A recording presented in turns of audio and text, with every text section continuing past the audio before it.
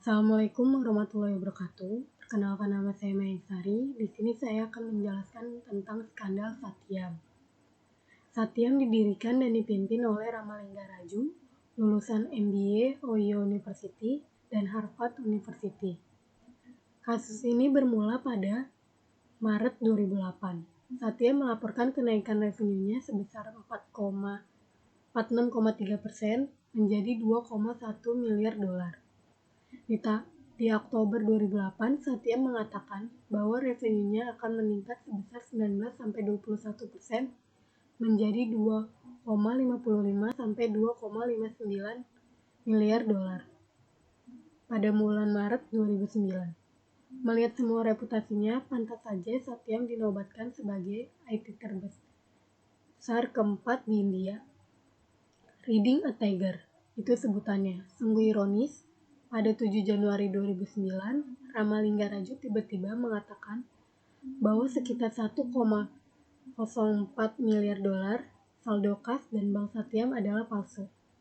Jumlah itu setara dengan 94% nilai kas dan Bank Satyam di akhir September 2008. Dalam suratnya yang dikirimkan ke jajaran direksi Satyam, Ramalingga Raju juga mengakui bahwa dia memalsukan nilai pendapatan bunga diterima di muka, mencatat kewajiban lebih rendah dari yang seharusnya, dan menggelembungkan nilai piutang. Pada awalnya, Satya melakukan fraud dengan mengelambungkan nilai keuntungan perusahaan. Setelah dilakukan selama beberapa tahun, selisih antara keuntungan yang sebenarnya dan yang dilaporkan oleh laporan keuangan semakin lama semakin besar. Begitu kompleks situasi yang dihadapi Ramalingga Raju karena fraud yang dilakukannya. Ia mengatakan dalam suratnya yaitu, "It was like reading a tiger, not knowing how to get out without being eaten." Pada 14 Januari 2009, auditor Satya 8 tahun terakhir yaitu Prince Waterhouse mengumumkan bahwa laporan auditnya berpotensi tidak akurat atau tidak reliable karena dilakukan berdasarkan informasi yang diperoleh dari manajemen Satyam. Benturan kepentingan antara VWC dan manajemen Satyam membentuk hubungan istimewa antara auditor dengan klien. Hubungan kemitraan tersebut menjadi dalam sebuah proses jasa IT di perusahaan klien Satyam, yaitu eDirch. Satyam menjadi pelaksana sistem integration bisnis dan PwC menjadi konsultan jasanya. Pada saat yang bersamaan, PwC sedang mengaudit Satyam. Proses kerjasama antara auditor dengan Satyam bukan tanpa disengaja.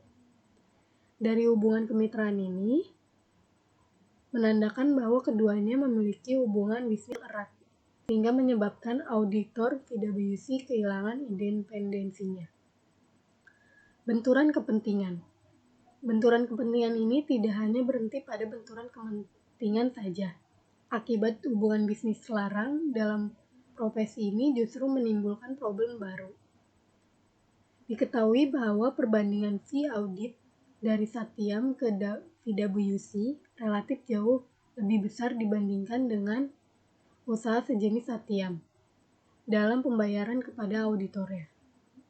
Sebagai perbandingan, pada tahun 2008, fee audit yang dibayarkan Satyam kepada PwC jauh lebih besar sebesar 0,9 juta dolar dibandingkan dengan fee audit yang dibayarkan oleh Wipro dan Employees kepada PwC yang juga menjadi klien PwC, yaitu masing-masing hanya sebesar 0,2 juta dolar dan 0,1 juta dolar.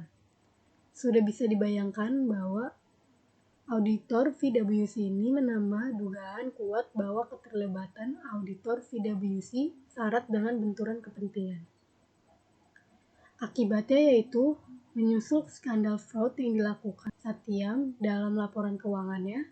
Pada 10 Januari 2009, harga saham Satyam jatuh menjadi 11,5 rupiah atau hanya senilai 2% dari harga saham tertinggi di tahun 2008 sebesar 544 rupiah Adapun Raju dan sebenarnya Bira Raju yang juga terkait Satyam fraud, kemudian ditahan dan dengan tuduhan melakukan konspirasi kriminal, penipuan, pemalsuan dokumen, dan menghadapi ancaman hukuman 10 tahun penjara. Jadi kesimpulannya, berdasarkan penjabaran kasus Satyam, kasus tersebut dapat dikatakan sebagai kasus kecurangan dan fraud yang dilakukan oleh pihak manajemen Satyam dalam membuat sebuah laporan keuangan dengan memanipulasi akun kas, bank serta revenue Satyam dan bekerja sama dengan pihak auditor PwC untuk menutupi segala kejanggalan atas laporan keuangan yang dapat menghasilkan laporan keuangan yang terlihat wajar namun palsu guna mewujudkan keinginan Ramalingga Raju sebagai CEO untuk mendapatkan izin perolehan dana dari bank untuk melakukan ekspansi Satyam di beberapa perusahaan yang ditargetkan. Oleh karena itu, auditor PwC di sini telah melakukan pelanggaran kode etik profesi akuntan yang bertentangan dengan prinsip-prinsip dasar etika profesi akuntan. Adapun prinsip-prinsip yang dilanggar ialah yang pertama, prinsip integritas. Yang kedua, prinsip objektivitas. Ketiga, perilaku profesional. Keempat, tanggung jawab profesi. Kelima, kompetensi dan kehati-hatian profesional. Yang keenam, standar teknis. Sekian penjelasan dari saya. Kurang lebihnya mohon maaf. Wassalamualaikum warahmatullahi wabarakatuh.